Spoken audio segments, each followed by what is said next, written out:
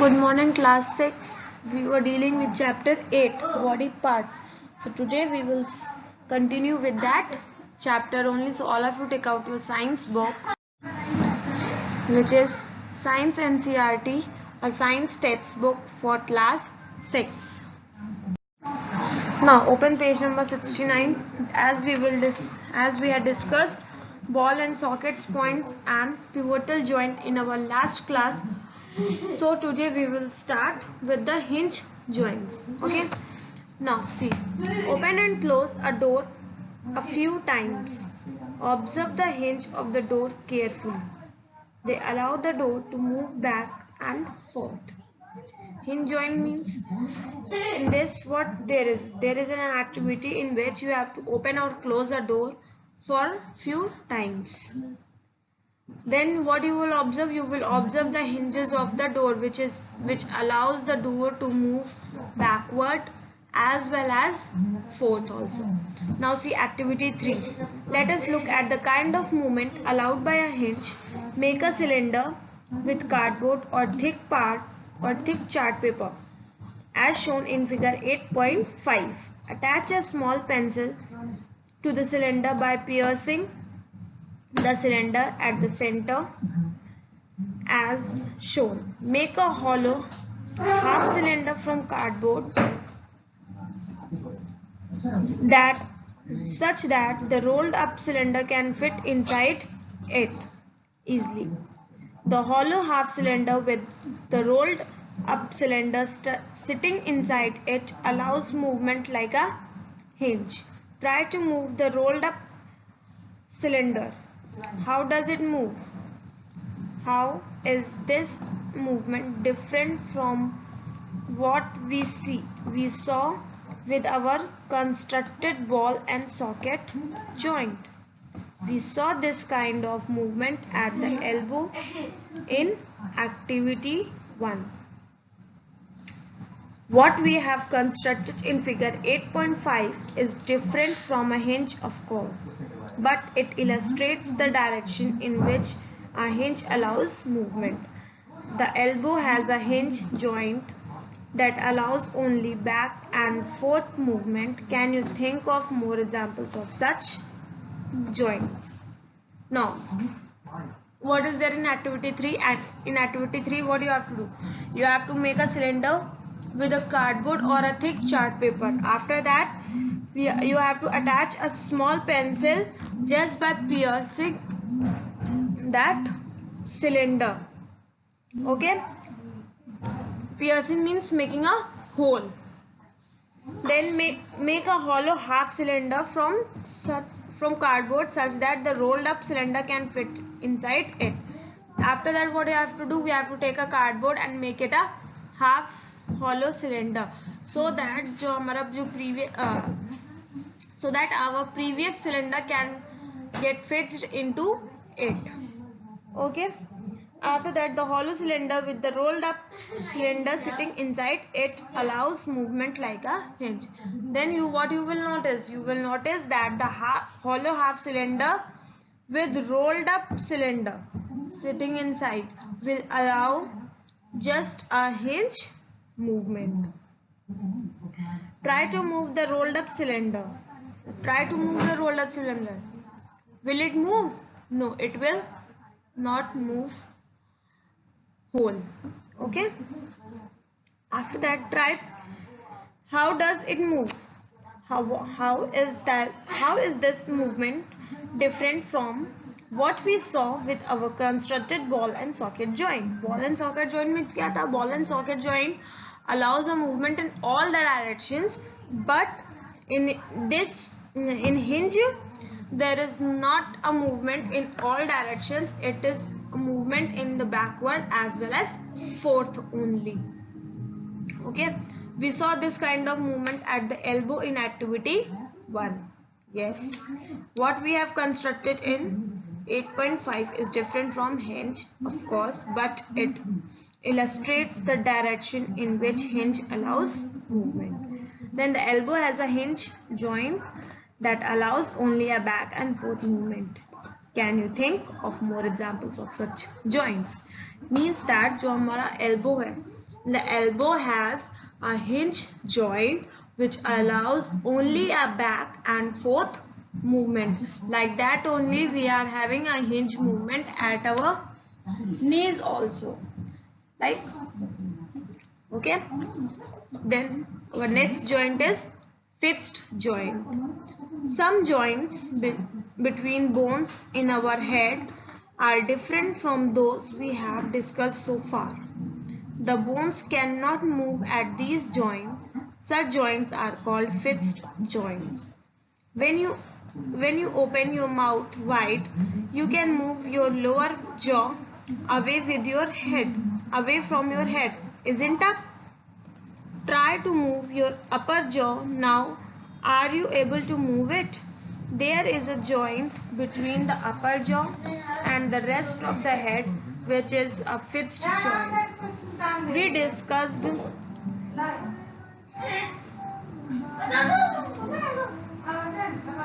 only some of the joints that connects parts of our body. What gives the different parts of the body their different shapes? If you wanted to make a doll, what will you make first? Perhaps a framework to give the doll shape before making its outer surface, isn't it? All the bones in our body also form a framework to give a shape to our body. Now, what are the fixed joints? Fixed joints are those joints which are present in some of our body parts which does not allow any movement, okay, or then they does not move.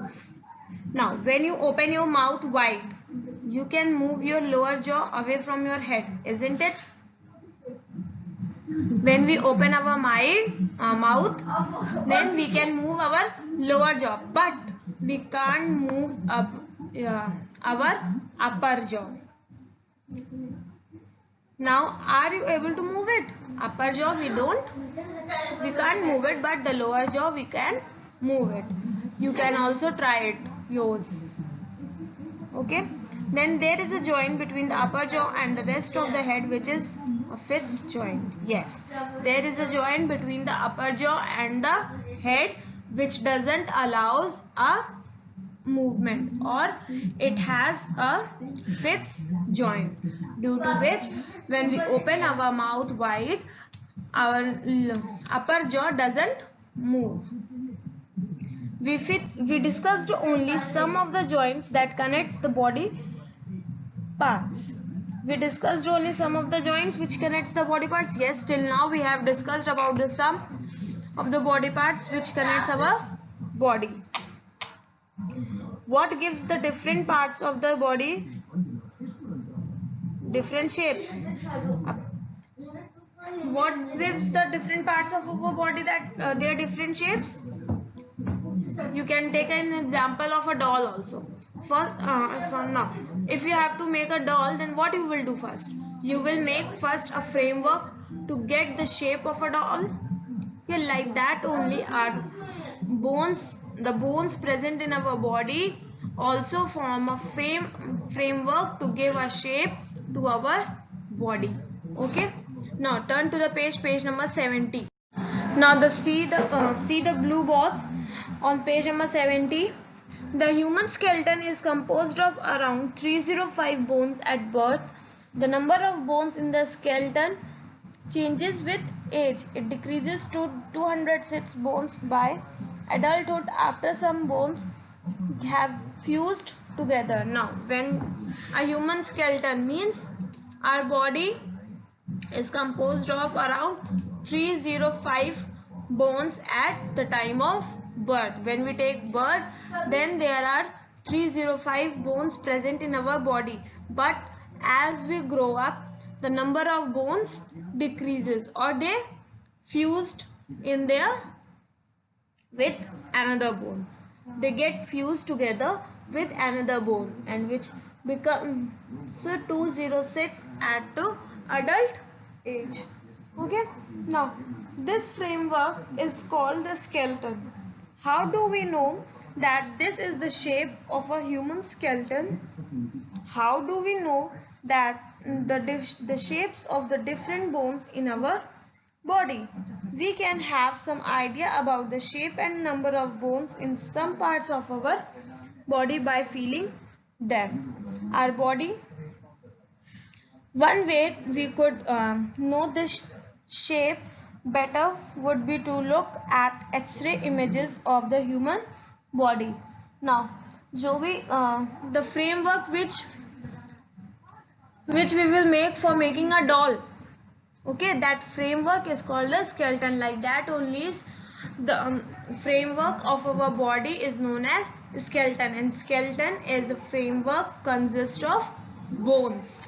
Okay, now how do we know that this is the shape of a human skeleton? How you will know that this is the shape of a human skeleton? Or how do we know the shapes of the different bones in our body? How you will get to know the shape of a bone present in our body? Then we have some idea, we can have some idea of the shape and number of bones in some parts of our body. Yes, we can have some idea by just by touching some parts of our body to get know about the shape and the number of bones in our body just by feeling them. If we will touch some of our body parts, then we will feel the bones. Okay, and the second way is just to shape better, we can look the X-rays also. X-ray images, that X-ray images is that which shows our bones. Okay, now did you or anyone in your family ever have an X-ray of any part of your body taken? Sometimes when we are hurt or have an accident, doctors use these X-ray images to find about what any possible injuries that might have happened to the bones. The X-ray shows the shapes of the bones in our body. Now, what happens that if we get injured, okay, or hurt, if we got injured in an accident, what does the doctors do? Doctors do X-ray just to get it know about the injury, or the possible injuries that might be happened in our body, okay, which are called the internal injuries also. Sometimes in an accident, what happens? The brains got broken up, okay, they get damaged. So we get it know this through the X-ray only. Okay, now feel the bones in your forearm, upper arm, lower leg and upper leg. Try to find the number of bones in each part. Now feel the bones in your forearm, upper arm, lower leg and upper leg, and try to feel the number of bones in each part also. Similarly, feel the bones of your ankle and knee joints and compare these with the X-ray images. Now feel the bones of your ankle and knee joints, and after that just compare that joints with the image of X-ray. Okay, now bend your fingers. Are you able to bend them at every joint? Yes, we are able to bend our fingers at every joint. How many bones does your middle finger have? How many bones does your middle finger have? 3. It seems to have many bones, isn't? Yes.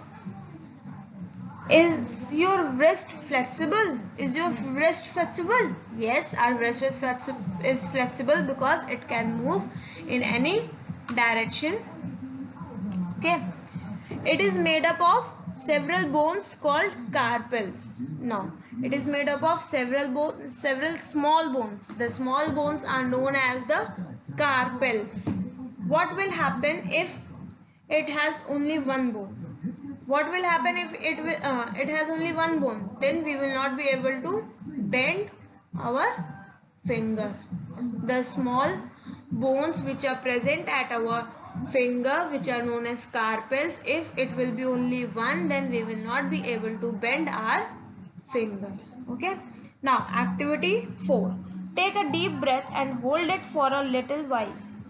Feel your chest bones and the back bone by gently pressing the middle of the chest and back at the same time. Count as many ribs bones of the chest. Now take a deep breath and hold it for a little while. After that, what you have to do, you have to feel the chest bones as well as your back bones just by pressing the middle of the chest and back at the same time. Now count as many ribs or bones of the chest. After that, count the bones of the chest. You can see in figure 8.10 also. Now everyone see page number 71. Now see page number 71, figure 8.10. Now you can see in the figure that there are so many bones present at our chest. So this is a picture of the rib cage or the chest. Okay. Now this is rib cage. Observe figure 8.10 carefully and compare with what you feel of the chest bones. We see that the ribs are curiously bent. They join the chest bone and the backbone together to form a box. This is called the rib cage. There are 12 ribs on each side of the chest. Some important internal parts of our body lie protected inside this cage.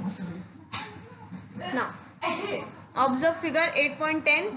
You can see that there are so many bones at our chest. Okay.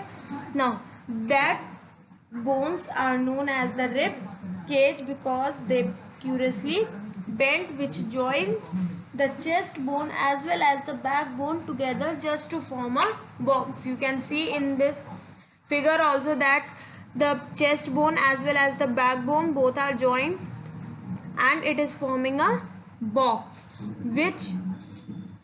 in which some of the internal body parts are very safe or which lies protected inside this cage, like our lungs, heart, which are inside this cage only, and they are very important for us. Okay. Now there are how many ribs are there? There are 12 ribs on each side of the chest. Now ask some friends to touch their toes without bending their knee. Now ask your friends to touch the knees without bending knees. Starting from the neck, move your fingers downwards on the back of your friend. What you will feel is the backbone. It is made up of many small bones called vertebrae. The backbone consists of 33 vertebrae. The rib cage is joined to these bones. If backbone was made up of only one long bone, will your friend be able to bend? Make your friend stand with both hands pressed to the wall and ask her to push the wall. Did you notice two bones on the back are prominent where the shoulders are? They are called the shoulder bones. Okay. Now what you have to do? You have to ask your friends just to touch their toes without bending their knees. Now starting from the neck, move your body fingers downwards. How you will? You will start from your neck to move your fingers downwards on the back of your friend. Then what you will feel? That there is a backbone. If at the back you will touch, you will feel the backbone, in which there are very small bones which are called vertebrae. Okay, now our backbone is made up of very small bones which is known as vertebrae, and it consists of we can say the backbone consists of 33 vertebrae. Okay, and these जो हमारा ये जो rib cage है, and the rib cage is joined to these bones only or to these vertebrae only.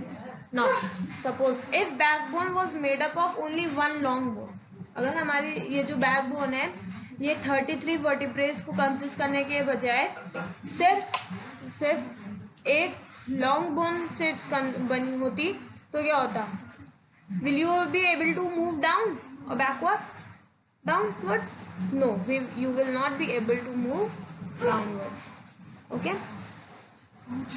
Then make your friend stand and with both hands pressed to the wall. Now make your friend stand with both hands pressed to the wall and ask her to push the wall. Then what you will notice? You will notice that there are two bones at the back which are prominent and where our shoulders are, and that bones are known as the shoulder bones. Then observe figure 8.13 carefully. This structure is made up of pelvic bones. They enclose the portion of your body below the stomach, which this is the part you sit on. Now observe figure 8.13. You will see a structure, and this structure is made up of pelvic bones. Students, try to learn these bones name as well as their numbers. Okay, that how many vertebrae are there, how many ribs are there. Then they enclose the portion of your body below the stomach. What they do? They enclose that portion which is just below our stomach, and this helps us to sit on. The skull is made up of many bones joined together. It encloses and protects a very important part of the body and brain. Now the skull is made up of many bones joined together. You can see in figure 8.14 also that it is a picture of the skull which is made up of many bones joined together. Okay, and it protects a very important part of our body which is brain.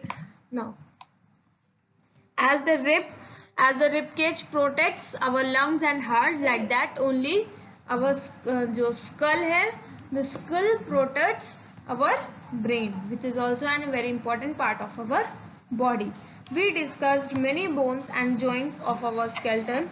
There are some additional parts of the skeleton that are not as hard as the bones and which can be bent. These are called the cartilage. Now see page number 72.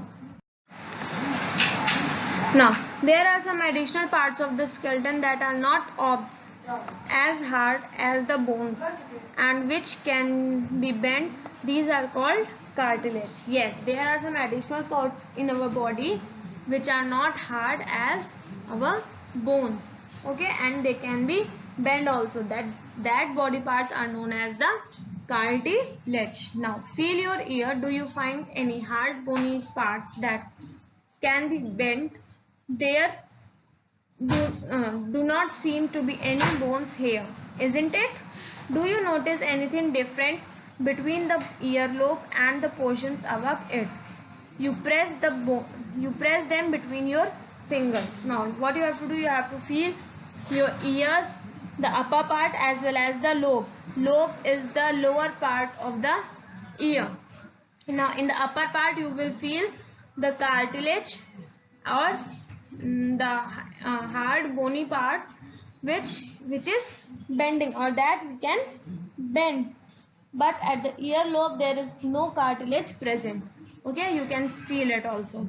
Now do you do feel something in the upper parts of the ear that is not as soft as the earlobe but not as hard as a bone, isn't it? This is called cartilage. Cartilage is also found in the joints of the body. Now as cartilage is present at our ear, like that only it is present in some of the joints of our body also. Now we have seen that our skeleton is made up of many bones, joints and cartilage. You could feel, bend and move many of them. Draw a neat figure of the skeleton in your notebook. We have learnt about the bones in our body and about joints that help us move in different ways. What makes the bones move the way they do? Let us find out. Make a fist with one hand, bend your arm at the elbow and touch your shoulder with the thumb. See figure 8.17. Do you see any change in your upper arm? Touch it with the other hand. Do you observe a swollen region is the upper arm? This is a muscle. Now the muscle bulged due to contraction. Within bracket, it came smaller in length. Now bring your arm back to its normal position. What happened to the muscle? Is it still contracted? You can observe similar contraction of muscles in your leg when you walk or run. Now what you have to do, you have to make a fist with one hand and bend your arm at the elbow just to touch the shoulder. Okay, now touch your shoulder with the fingers. What you will see? You will see a swallow region at the upper part which is known as muscles, and that muscle bulged just due to contraction which forms that muscles in smaller length, or the muscles becomes smaller in length when it gets contracted. Now bring your arm at its normal position. What happens? The swollen part gets relaxed, or our muscles become at the relaxed position. Okay. Now you can also observe that contraction of muscles in our legs also when we walk or run. Now when contracted, the muscle becomes shorter, stiffer and thicker. When the muscles gets contracted, what happens? It gets shorter, stiffer and thicker, and it pulls the bones also. Now muscles work in pairs. When one of them contracts, the bone is pulled in that direction. The other muscle of the pair relaxes to move the bone in the opposite direction. The relaxed muscle contracts to pull the bone towards its original position, while the first relaxes. A muscle can only pull, it cannot push. Thus, two muscles have to work together to move a bone. Are muscles and bones always required for movement? How do other animals move? Do all animals have bones? What about an earthworm or a snail?